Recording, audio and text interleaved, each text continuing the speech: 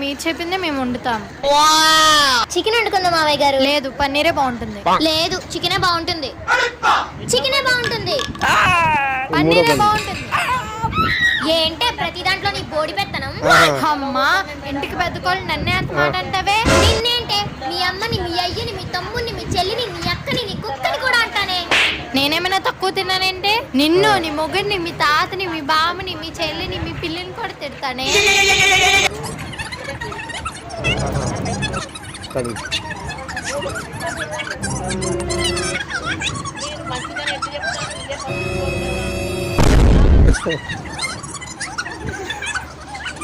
ఆపండమ్మా, ప్రతిదానికి ఎందుకలా కొడుకుసేస్తారు?